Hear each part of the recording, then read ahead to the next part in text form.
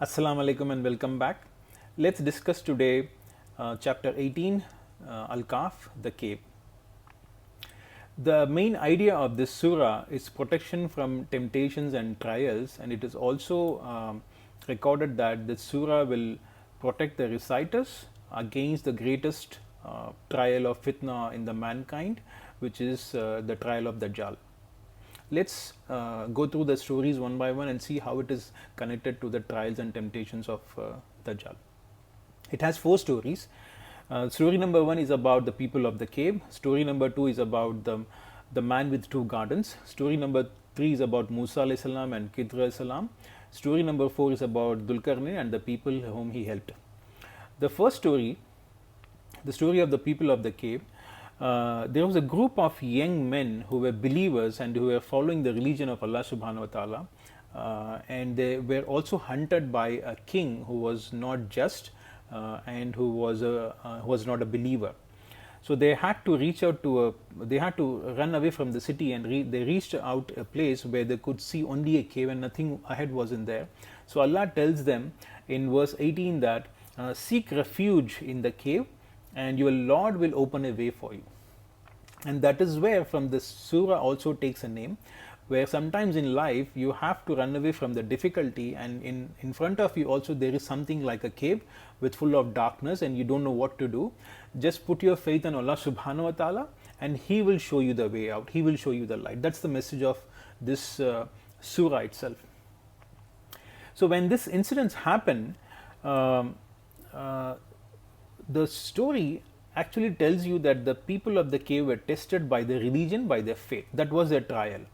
And the story also tells a moral of how to overcome this trial. The story tells that be in good company. So if you are in good company, like the people of the cave where they're together in those company, that will help you to overcome this trial.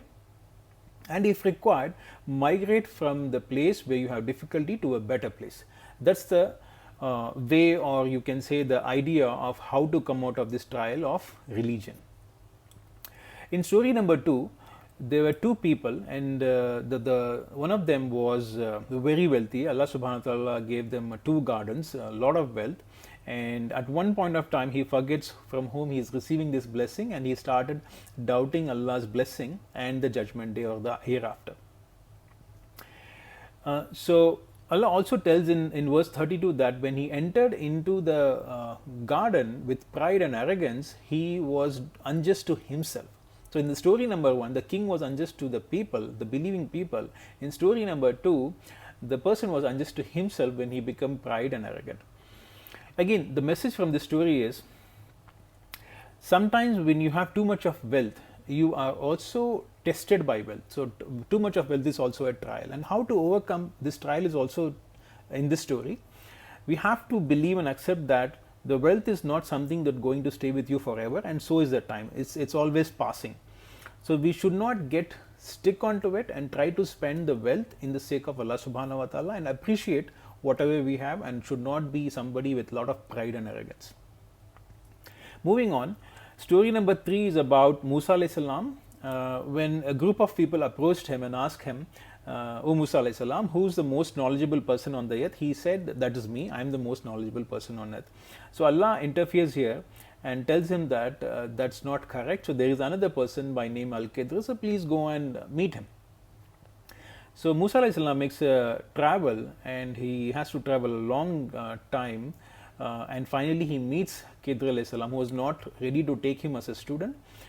So he says that here in verse number 69, Musa alayhi salam says to him, if Allah wills, I will be patient and I will not disobey you. And that is how he becomes a very good student to Khidr alayhi salam. He was a prophet and Khidr was not a prophet, and he still is reached out to somebody else to learn something from him, because Allah has told him that he is more wiser than you. So he had no ego.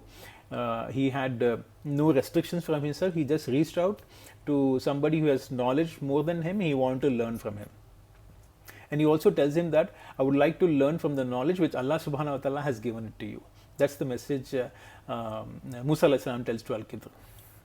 So again, the story or the idea of this story is there will be always trial and test by the knowledge you have been given from Allah subhanahu wa ta'ala, and how you can overcome that test or that trial is by not being arrogant and trying to be humble with the knowledge that you have, and also be in the presence in the way that you'll be very humility.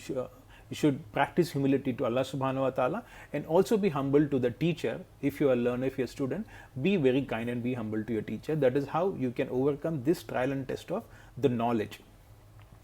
The last story where we see that Dhul-Qarnain is a very great king. He was a believer, and he used to travel places and meet people and ask them what is their problem, what is the issue, and tries to solve them.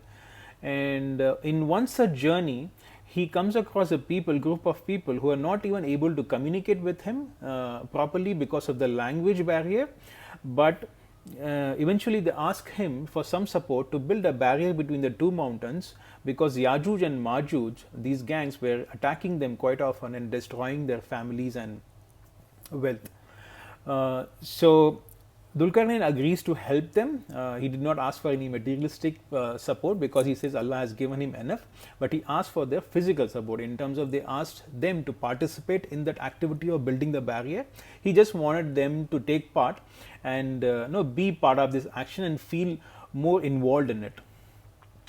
So again, in this story, the trial and test was with the power. Dhul-Qarnain was given huge power, but with this power, he was not sitting in one place and ruling others. He was going out with this power, reaching the right people who are in need of this power, and trying to help them as much as he can. So that is the message of this story. So it also tells you that when you have too much of power, it is a trial, it is a test, and how to overcome this trial is by being sincere with what you have got, and also by using one's power for the sake of Allah subhanahu wa ta'ala and for goodness. That is how you can overcome this trial of power. Now let's see how Dajjal is connected to this story, right? So when Dajjal will come, he is going to use all of these four trials or temptations against mankind: trial by religion, by wealth, by knowledge, and by power. And that is how he will convince all the believers to be non-believers and start following Dajjal. So this is why it is highly recommended by our Prophet Muhammad Nabi Sallallahu Alaihi Wasallam to read this Al Kahf quite often, and at least the last 10 verses frequently, so that Dajjal should not be able to harm any of the person who is reciting this surah. Subhanallah.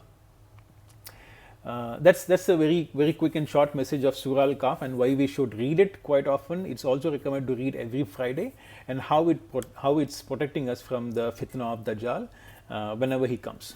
So please do so. Please take your time whenever possible. Read it. If possible, at least read once every week on a Friday. That is much better. Thanks so much. Thank you for watching. Please take care. Allah Hafiz. Salam alaikum.